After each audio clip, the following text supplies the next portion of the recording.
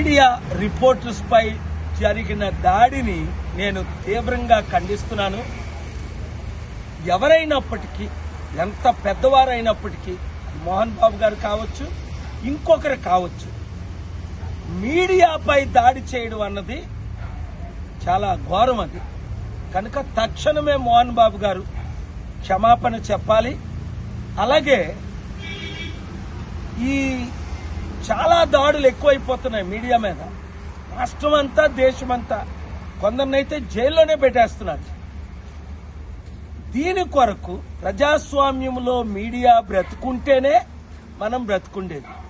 దయచేసి ఎవరు ఎమ్మెల్యేలు కానీ, ఎంపీలు కానీ, సర్పంచ్లు కానీ ఎవరు కూడా మీడియా రిపోర్ట్స్ మీద ఈ రోజు నుంచి దాడి చేయకండి. God bless you. Media reporters పై జరిగిన దాడిని నేను తీవ్రంగా ఖండిస్తున్నాను.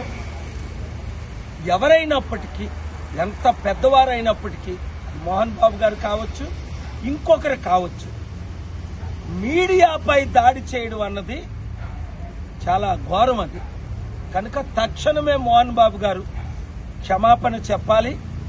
అలాగే ఈ చాలా దాడులు ఎక్కువైపోతున్నాయి మీడియా మీద.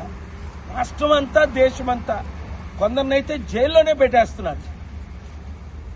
దీని కొరకు ప్రజాస్వామ్యంలో మీడియా బ్రతుకుంటేనే మనం బ్రతుకుండేది.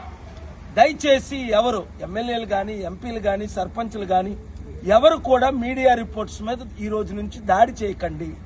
God bless you.